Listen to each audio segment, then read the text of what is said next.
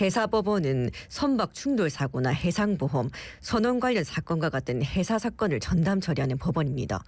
이 해사법원을 설치하기 위한 노력이 10년 넘게 이어지고 있는데요. 해사법원의 필요성과 부산 설치 가능성에 대해서 이야기 나눠보겠습니다. 예, 한국해양대학교 해사법학부의 정영석 교수 전화 연결돼 있습니다. 교수님 안녕하십니까? 예, 안녕하십니까. 네, 반갑습니다. 해사법원에서 이 시간을 통해서도 조금 전해드렸습니다만 일단은 어떤 사건들을 다루게 되는 건지 실제 우리나라 사례를 좀 들어서 말씀해 주신다면요. 예, 우리나라에서는요, 2007년도에 허베이 스피리토라고 하는 대형 오염 사고가 있었지 않습니까? 네네. 이러한 사고들이 대표적인 사건인데요. 이 외에도 이제 선박이나 항공기로 이제 화물을 운송할 때 화물이 이제 멸실로 훼손됐거나 또 서류상 금융의 문제가 생겼을 때도 전부 이제 해사법원에서 취급할 수 있는 사건들입니다. 예. 그렇다면 우리나라하고 인접한 국가 중에 해사법원이 설치되어 있는 곳이 어딘지도 궁금한데 어디입니까? 예, 대표적인 것이 이제 중국인데요. 네. 중국은 전국에 이제 11개 해사법원을 설치하고 있고요. 예. 제가 지난달에 이제 난징 해사법원을 갔다 왔었는데 설립한 지 한 4년 만에 이제 중국 전체에서 한 두 번째로 사건을 많이 처리한 이러한 법원으로 발전해 왔습니다. 전체 사건 중에 이제 두 번째로 많이 처리를 한다. 그죠? 예. 그만큼 난징 해사법원에 사건들이 많이 접수된다는 얘기인데 우리나라에 법원을 설립하면은 자꾸 사건이 늘어나게 되어 있어요. 그 해사법원 당연히 설치를 해야 되는데 왜 설치해야 되는지 좀 구체적으로 말씀해 주시고 해사법원의 필요성에 대해서 다시 한번 좀 짚어주시죠. 예. 우리나라는 세계 1위의 조선 국가이면서 세계 2위의 환적 항만을 가지고 있습니다. 또 세계 한 4위에서 7위 사이에 이제 선봉량을 가진 해운 국가이기도 한데요. 이러한 국가에서 관련된 계약이나 분쟁 해결을 대부분 영국이나 싱가포르에서 하고 있거든요. 네네. 그래서 가장 큰 문제는 이제 모든 산업이 이제 성장했다가 또 쇠퇴하는 과정을 거쳐가게 되는데 우리 해운업도 대부분 이제 세계적인 추세로 볼 때는 국민 이제 GDP가 한 2만 불이 넘어가면 좀 이제 쇠퇴기로 접어들게 되거든요. 예. 근데 이제 우리나라의 경우에는 이 해운이 이제 현장이라든지 우리 조선이라든지 해운이 생산을 하는 현장으로서는 세계적인 수준에 있는데 이게 피크에 와 있다고 봐요. 그럼 이게 이제 거래가 이루어지는 시장을 가져가려면은 해사법원과 같은 이제 이런 시스템을 갖출 필요가 있다고 봅니다. 예. 그래갖고 해사법원을 설치하기 위해 갖고 각계각층에서 오랜 시간 노력해온 것으로 알고 있는데 해사법원 설치까지 현재 어느 단계까지 와 있다 보면 되겠습니까? 최근에 이제 상당히 진척이 되고 있는데요. 예. 원래 이제 해사법원 처음 설립하려고 할 때는 이게 워낙 특수한 법원이다 보니까 이제 국내 일반 이제 민사나 형사 재판 같이 이렇게 재판 사건 수가 그렇게 많은 편은 아닙니다. 그래서 이제 공감대가 좀 부족했는데 최근에 이제 우리 대법원 행정처장의 국회 발언 또 제가 이제 11월 6일 날 국회 정책 토론에서 발표를 했는데요. 이때 이제 법원 측의 발언 등으로 볼 때 법원에서는 이제 설치를 해야 될 필요성이 있다는 데 대한 공감대는 형성이 돼 있는 것 같고요. 또 국회에서도 20대, 21대 국회에서 계속 발의됐고 이번 22대에서도 입법안이 발의됐는데 의원들 여야 양당의 국회의원들을 면담을 했을 때 보면은 이미 설치 필요하다는 것에 대해서는 별로 반론이 없다는 정도까지는 진척이 되어 있습니다. 예.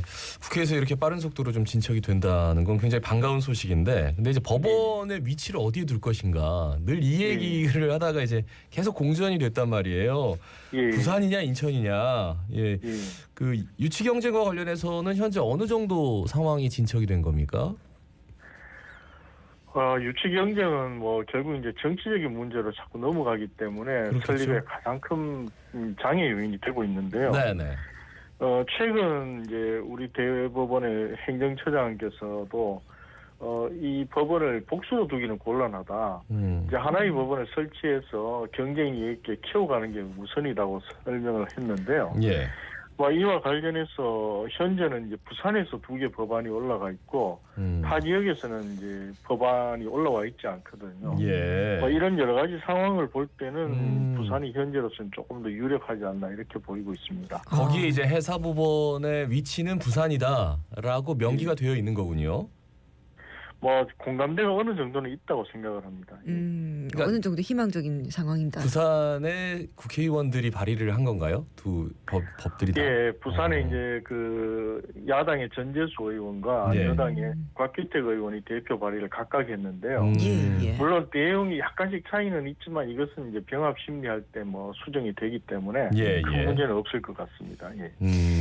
그렇다면 이 부산이 해사법원 설립의 최적지인 이유는 뭘까요? 예. 만약에 이제 해사법원을 이제 뭐 인천이나 서울에서 주장하는 것과 같이 국내용으로 생각한다면은 저는 뭐 한 15년 전까지만 해도 그런 정도 같으면은 굳이 법원을 별도로 설치할 필요가 있나 생각을 했는데요. 예. 지금 이제 보면은 부산항이 이제 전국에서 처리하는 물동량이 한 76% 정도 되고 인천은 한 11% 됩니다. 예. 그다음에 이제 부울경 지역을 합해서 보면은 세계 1, 2, 3위 조선소를 모두 가지고 있고 세계 한 1위의 이제 조선 국가라고 볼 수 있거든요. 네네. 이런 이제 그 생산 현장성이 이제 부산이 세계적인 수준입니다.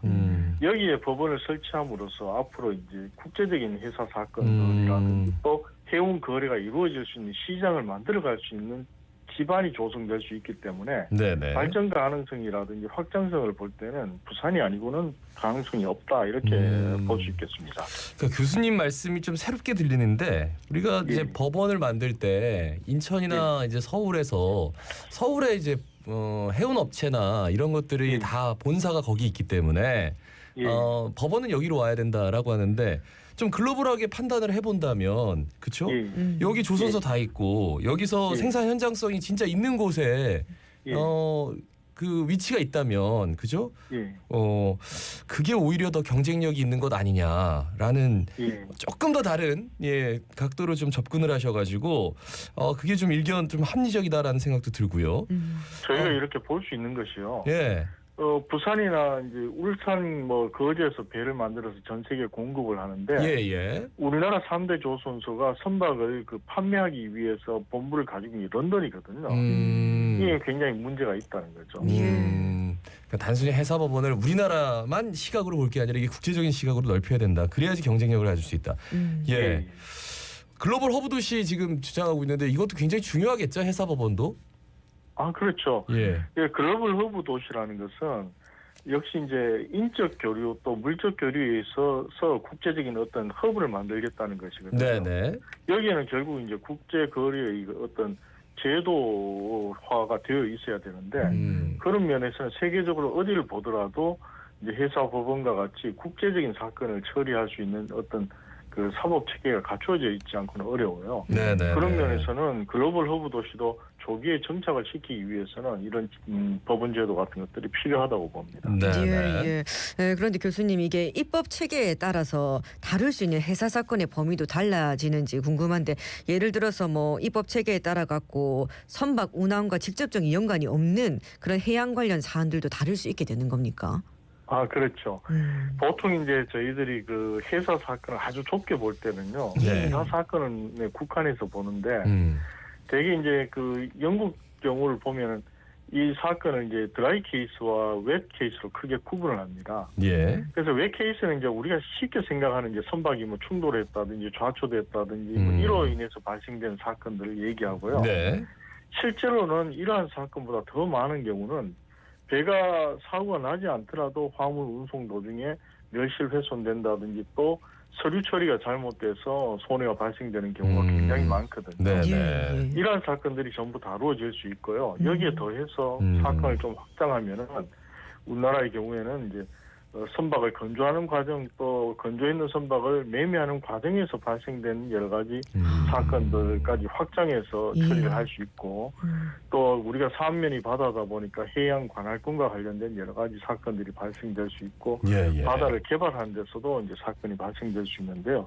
이런 것을 다 처리할 수 있는 이러한 법원으로 만들 수가 있습니다. 예, 그러니까 배가 사고가 나야지만 뭐 해사 사건이 아니라 왜 좀 젖어 있다. 드라이는 그거 말고도 화물이 멸실하고 뭐 서류가 잘못되고 이렇게 해가지고 손해를 보면은 그걸 가지고 이제 다툼의 여지가 있다면은 이제 해사법원으로 가야 되는군요. 그럼 정말 무한하게 확장할 수가 있네요, 그죠? 예, 항공 사건들도 넓게 보면은 회사 사건과 거의 유사하기 때문에 앞으로 이제 가덕 신공항이 완공되고 나서 이런 트라이포트 체제가 잘 갖추어진다면 네네. 또 역시 확장성이 있다 이렇게 볼 수 있겠습니다. 그러니까 선박 금융 뭐 이런 얘기도 하는데 일단 해사법원이 위치하게 되면 자연스럽게 선박 금융으로도 이렇게 좀 전이가 될 수도 있겠네요, 그죠? 당연히 이제 선박 금융이라든지 해양과 관련된 금융 사건들도 회사법원의 관할이라고 봐야 되고요. 네. 이와 관련돼 있는 이제 보험 사건들 또 보험에서 보험 처리가 되고 나면 구상권 청구가 들어가기 때문에 이런 것들이 모두 이제 얽혀서 이제 사건 처리가 되거든요. 네네네. 그래서 한번 이런 회사 사건이 발생되면은 뭐 관련되는 사건들이 꼬리를 물고 가게 되어 있고요. 그렇겠네요. 실제로는 이 이제 법원에서 처리하는 사건보다는 법원이 있음으로써 예를 들어서 회사 중재라든지 또 그렇겠죠. 당사자 간에 로펌들을 통해서 화해를 하거나 조정을 하는 과정들이 굉장히 많기 때문에 법원에서 처리하는 사건의 약 3배, 4배, 뭐 심지어는 영국 경우에는 10배 이상이 이제 그 아웃사이더 시장에서 형성이 되거든요. 그래서 우리나라 전체 법률 시장 규모보다 영국의 회사 법률 시장 규모가 더 크다고 볼 수 있습니다. 네. 오늘 말씀 잘 들었습니다. 고맙습니다. 고맙습니다. 예. 네, 수고하셨습니다. 지금까지 한국해양대학교 회사법학부 정영석 교수였습니다.